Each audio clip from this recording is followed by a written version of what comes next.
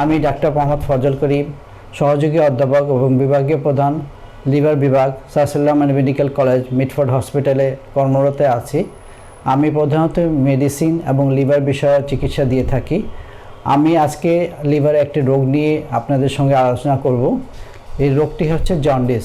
আমরা সাধারণত এই রোগ নিয়ে আমাদের কাছে অনেক রোগী আসে যারা জন্ডিস বা লিভারের প্রদাহ জনিত সমস্যায় ভোগেন। সাধারণত এই রোগীরা প্রধানত প্রথম যে লক্ষণটি আমরা পেয়ে থাকি সেটা হচ্ছে যে রোগীরা বলেন যে আমরা ক্ষুধা মন্দা হচ্ছে, বমি বমি ভাব, তারপর হচ্ছে পেটে উপরে ভাগে ব্যথা থাকে, কারো কারো এর সঙ্গে প্রস্রাবে রঙটা গাঢ় হয়ে যায়, কারো কারো চুলকানি থাকে। তো এই উপসর্গ নিয়ে রোগীগুলি আমাদের চেম্বারে এসে থাকেন। এটি প্রধানত হেপাটাইটিস ভাইরাস দিয়ে হয়ে থাকে। আপনারা জানবেন যে হেপাটাইটিস ভাইরাসে আপনার ইংরেজি অক্ষরে এ থেকে ইতে ভাগ করা হয়েছে। যেমন এ এবং ই ভাইরাসটি হচ্ছে পানিবাহিত এবং বি সি ডি এটি হচ্ছে রক্তবাহিত। তো প্রধানত আমরা চেম্বারে যে রোগীগুলি পেয়ে থাকি সেটা হচ্ছে যে এ অথবা ই ভাইরাস দিয়ে হয়ে থাকে, অ্যাকিউট হেপাটাইটিস এ অথবা অ্যাকিউট হেপাটাইটিস ই। এইটি আমি বেশি আলোকপাত করতে চাই কারণ এটি হচ্ছে আমাদের দেশের যে বাইরে খাবার এবং জাঙ্ক ফুড এটা দিয়ে হয়ে থাকে এবং এটি যদি আমরা সহজে প্রতিরোধ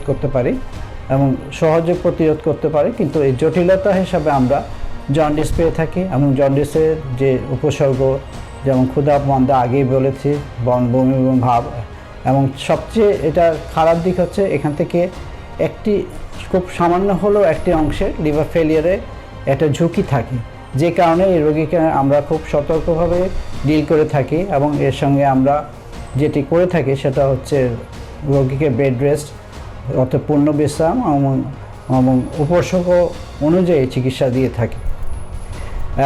আপনারা জানবেন যে আমাদের দেশে অনেক কুসংস্কার আছে। কুসংস্কার যেমন এই জন্ডিস হলে অনেকে ঝাড়ফুঁক করে থাকেন, অনেকে পানি পড়া থাকেন, অনেকে গোসল করায় থাকেন, অনেকে সিঁদুর লাগায় থাকেন, কিন্তু আসলে হচ্ছে এটি পানিবাহিত জন্ডিস এবং এটার মেইন চিকিৎসা যেটা হচ্ছে এটা হচ্ছে পূর্ণ বিশ্রাম এবং পূর্ণ বিশ্রাম নিলে আপনি সুস্থ হয়ে থাকেন। তবে আমাদেরকে সতর্ক রাখতে হয় যে এই রোগটি সাধারণত যাতে বেড়ে না যায় বা লিভার ফেলিয়ারের জন্য যত কোনো জটিলতা না হয়। সুতরাং এই ভাইরাস এবং ই ভাইরাস এর লক্ষণ তো আপনাকে আমি ইতিমধ্যে বলেছি। এই ভাইরাস সাধারণত ছোটো বয়সের রোগী যেমন শিশুদের রোগী হয়ে থাকে 10-12 বছর পর্যন্ত, এবং ই ভাইরাস সাধারণত অ্যাডাল্টদের হয়ে থাকে এবং এদের দুটোর মধ্যে ভাইরাসের মধ্যে লক্ষণজনিত তেমন পার্থক্য নাই। তো সুতরাং এবং এই আরেকটা জিনিস দেখবেন যে রোগীরা সাধারণত আখ খাওয়ার জন্য খুব উদ্গ্রীব থাকে, আখের রস, ডাবের পানি। আসলে আখের রস বা ডাবের পানির কোনো ভূমিকা নাই। আখের রস হলে বরং আমরা আবার রোগীকে ডিসকারেজ বা নিরুৎসাহ করে থাকি, কারণ হচ্ছে আখের রস খেতে গিয়ে আরও পেটে রোগ হতে পারে। আর ডাবে পানি অতিরিক্ত পানি খাওয়া বা এটা কোনো ভূমিকাই নাই, লিভারের সুস্থতার মধ্যে এদের কোনো ভূমিকা নাই। সুতরাং এই দিকে আমাদের নজর রাখতে হবে এবং পূর্ণ বিশ্রাম, আমি বলে থাকি পূর্ণ বিশ্রামটাই মেইন চিকিৎসা এবং এর সঙ্গে উপসর্গজনিত আমরা চিকিৎসা দিয়ে থাকি। তো হেপাটাইটিস বি সি সম্বন্ধে কিছু বলার জন্য এবং আমার সঙ্গে যুক্ত থাকার জন্য সবাইকে ধন্যবাদ।